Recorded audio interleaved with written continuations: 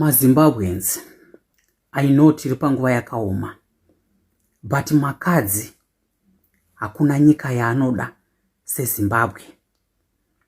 Hakuna vanhu vaanoda semaZimbabweans. Ndofunga tikatarisa pane nyonga yose iri kuitika muJoni, handina muvhenda wandakanzwa ari kuti maZimbabweans ngaaende. Mavhenda nemashona tiri vanhu vamwe chete, asi kuti zvinonetsa kuti zviunderstand. Chimwe chinhu chatofana kuziva, makadzi aitoenda kutondoti baba Shero vaite mari, baba wedu waMacheso anga asingaendi kundoita mari makadzi.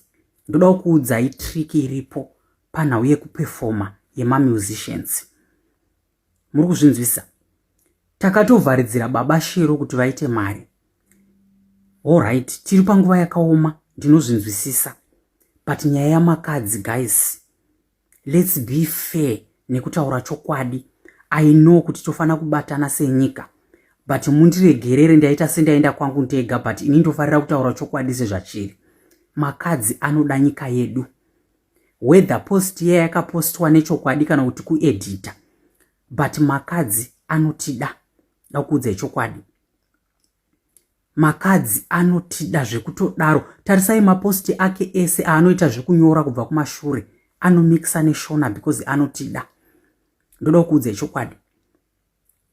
Hakuna nyika inodiwa namakadzi seZimbabwe.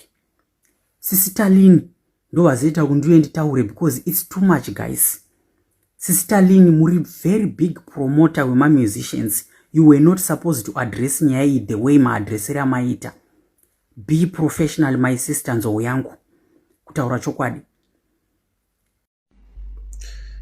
Masweraze tangoti ngotaura nzochitaura na Snake Undergrass. Snake Undergrass rikandokutaurira chokwadi. Sati kuvanzire. Nchiza angochazobudikira. Because nyane ndakaenza kudara Madam Boss.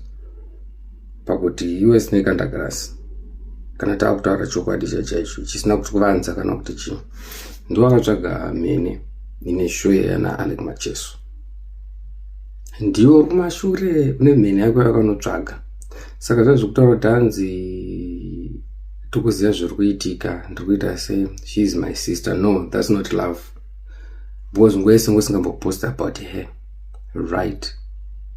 You didn't post about kana zvoti not xenophobic amboposta zvokudarere. No, Snake Undergrass andinanyatsokukuona uchita izvozvo. Ngandikudze Snake Undergrass. Iwe ndo wakanotsvaga mene kuti isponsored diri rese rine show yana Macheso yese. Pane mene iri behind. And ndiwe uri kutamba makadzi uri kumashure. Uchita madhira ako uri kumashure. Yes, I understand. Kuti iwe business side unongoda kuti zvinhu zviende kupi? Zviende kumberi, Snake Undergrass. But on the other way around, man is not important. Hamuna moyo nevanhu, ana Madam Boss. Muda unyepa kuti mune moyo wevanhu, mimi musina moyo wevanhu. Muchida kungoita zvinhu zviri kubenefit kuti muite mari. Oya makadzi wotora mari woita madhira kwa muri kuita oxide. Tata tingokujekesera sadaro. Tada kuti chikuudza. Isati kunzvenge kana kuti chi. Is to tell you straight. You should stop.